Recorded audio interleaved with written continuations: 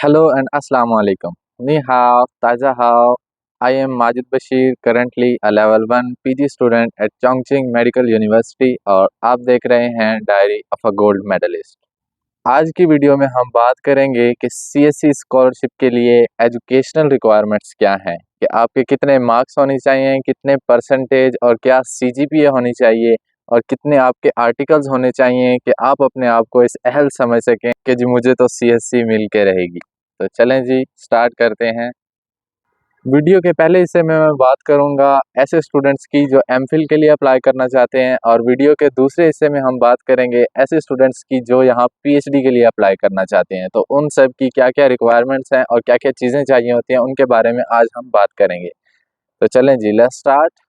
तो जी बैचलर्स वाले ये बात जान के बहुत ज़्यादा खुश होंगे कि CSC स्कॉलरशिप के लिए कोई भी ऐसी मिनिमम मार्क्स और CGPA की रिक्वायरमेंट नहीं है कि जिसे आप कहें कि मिनिमम आपके पास इतनी हो तो फिर आप CSC के लिए अप्लाई कर सकते हैं। जी हाँ, CSC के लिए वाहिद क्राइटेरिया ये है कि आपके पास बैचलर की डिग्री होनी चाहिए और ट्रांसक्रिप्ट हाथ में होना चाहिए। इसके अलावा कोई भी क्राइटेरिया मैटर नहीं करता, बस आप पास हों यही सबसे बड़ी बात है और आप CSC के लिए अप्लाई करने के लिए अहल होते हैं। अब ये तो हो गई बेसिक मार्क्स, परसेंटेज और CGPA की बात। इसके अलावा कौन कौन सी चीज़ें हैं या कौन कौन से ऐसे एजुकेशनल माइलस्टोन्स हैं जो एक बैचलर स्टूडेंट के पास होने चाहिए, वो हमारे सराइकी में एक मसाल भी है कि जितना गुड़ उतना मीठा। तो भाई बात सीधी सी है कि जितनी ज़्यादा आपकी अचीवमेंट्स होंगी उतने ज़्यादा आपकी स्कॉलरशिप के चांस बढ़ते जाएंगे। अब मिसाल के तौर पे जितने भी बैचलर्स के स्टूडेंट हैं उनका एक फाइनल ईयर प्रोजेक्ट होता है या उनका 8वें सेमेस्टर में या आखिरी साल में एक रिसर्च प्रोजेक्ट होता है जिसे वो करते हैं। अब उस प्रोजेक्ट को आप अच्छे से करें, भले आपका पब्लिश वो प्रोजेक्ट नहीं है, इन केस अगर आपका वो पब्लिश हो जाता है तो फिर तो जनाब सोने पे सुहागा। लेकिन अगर वो पब्लिश नहीं है तो उस प्रोजेक्ट को भी आप इस तरह से बयान करें, इस तरह से एक्सप्रेस करें कि आप जो CSC का जब आपका इंटरव्यू हो और जो आपकी CV हो वो स्कॉलरशिप कमेटी को कायल कर दे कि जी स्कॉलरशिप तो इसी बंदे को मिलेगी। और जो एजुकेशनल एक्टिविटीज़ होती हैं आपकी यूनिवर्सिटीज़ में उनमें एज अ वॉलंटियर पार्टिसिपेट करें, क्योंकि इस तरह से आपकी CV की जो बेसिक्स हैं वो स्ट्रॉन्ग बनती जा रही है। और जो स्कॉलरशिप कमेटी या सुपरवाइज़र होता है वो सिर्फ आपकी CV और आपके इंटरव्यू की बेस पे डिसाइड करता है कि आपको स्कॉलरशिप दी जानी चाहिए या नहीं दी जानी चाहिए। ये तो कुछ बातें थी बैचलर्स के हवाले से, लेकिन अगर आप PhD के लिए अप्लाई करना चाहते हैं तो इसका मतलब आपने MPhil किया हुआ है, आपकी MPhil की डिग्री कंप्लीट है, तो उसके लिए आपके पास जो बेसिक रिक्वायरमेंट्स हैं वो ये हैं कि आपका जो MPhil का प्रोजेक्ट हो वो पब्लिश्ड हो, एटलीस्ट एक पब्लिश्ड आर्टिकल जो कि आपकी मेन रिसर्च हो उसका ज़रूर हो आपके पास, तभी आप एक अच्छे प्रोफेसर के पास एक अच्छी यूनिवर्सिटी में PhD के लिए अहल हो सकते हैं।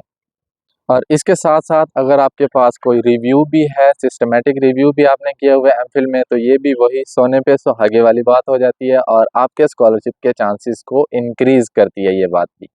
फिर अगर किसी सेमेस्टर में या किसी प्रॉफ में आपने कोई टॉप किया था या कोई अच्छे नंबर लिए थे या कोई पोजीशन ली थी, तो उसको भी आप अपनी CV में एज अ हाईलाइट यूज़ कर सकते हैं अपने एजुकेशनल माइलस्टोन के तौर पे। फिर जी आजकल बेबहा ऑनलाइन कोर्सेज अवेलेबल हैं, तो मैं आप लोगों को रेकमेंड करूंगा, बैचलर्स वालों को भी और MPhil वालों को भी, कि जितने भी ऑनलाइन कोर्सेज हैं स्पेशली यूरोप की यूनिवर्सिटीज़ के, वो तमाम फ्री हैं। आपने बस उनकी वीडियोस देखनी होती हैं और कुछ 2-4 घंटे लगा के पढ़ के और फिर उनका असेसमेंट टेस्ट होता है सिंपल सा, वो देना होता है, उसके बाद आपको सर्टिफिकेट मिल जाता है। तो मैं रिकमेंड करूँगा कि आप वो वाले सर्टिफिकेट्स ऑनलाइन कोर्सेज के ज़रूर लें। जितने ज़्यादा आपके पास सर्टिफिकेट्स होंगे उतनी ही आपकी CV की हाइलाइट्स स्ट्रॉन्ग होती जाएंगी। ये तो थी मिनिमम एजुकेशनल और मार्क्स की परसेंटेज रिक्वायरमेंट्स वगैरह जो आपको चाहिए होती हैं। और इसके साथ साथ एक मैं बात आपको ज़रूर करना चाहूँगा कि जैसे वो काफ़ी मशहूर मिसाल है ना कि ये क्या है, तो जो ऑप्टिमिस्ट था उसने बोला कि ये आधी बोतल पानी से भरी हुई है, और जो पेसिमिस्ट था उसने बोला कि ये आधी बोतल पानी से खाली है, और जो रियलिस्टिक था उसने कहा जी ये पानी की बोतल है और ये मेरी प्यास बुझाएगी। सो इट ऑल डिपेंड्स कि किस तरह से आप अपने आप को एक्सप्रेस करते हैं, किस तरह से आप अपने आप को प्रेजेंट करते हैं, स्पेशली इंटरव्यूज़ में और अपनी CV में। अब मिसाल के तौर पे मैं आपको एक एग्जांपल देता हूँ। फॉर एग्जांपल आपने एमफिल किया हुआ है और एमफिल में हमारे होती है एक एचपीएलसी जो कि एक बेसिक इंस्ट्रूमेंट है और बहुत से बच्चों ने वो फॉर एग्जांपल यूज़ नहीं किया हुआ। और इंटरव्यू में आपका सुपरवाइज़र या इंटरव्यूअर आपसे पूछता है कि आपने एचपीएलसी पे काम किया हुआ है या नहीं, तो one aspect is to deny कि जी मैंने नहीं किया हुआ, और दूसरा एस्पेक्ट ये है कि सर मैंने नहीं किया हुआ but I am looking forward to work with you on this very technique. तो सब जो डिपेंड कर रहा होता है ना, वो इस बात पे कर रहा होता है कि आप अपने आप को एक्सप्रेस किस तरह कर रहे हैं और प्रेजेंट किस तरह कर रहे हैं। तो जी ये तमाम कहानी थी मार्क्स, परसेंटेज और मिनिमम नंबर ऑफ आर्टिकल्स के बारे में जो आपको चाहिए या नहीं चाहिए सीएससी स्कॉलरशिप के अप्लाई करने के लिए। आपका अगर कोई क्वेश्चन हो तो आप कमेंट सेक्शन में मुझसे पूछ सकते हैं। इंशाल्लाह I will try to answer your query in a very best manner. And until we meet next time, अल्लाह हाफिज़, बाय बाय, ज़ाय जियान।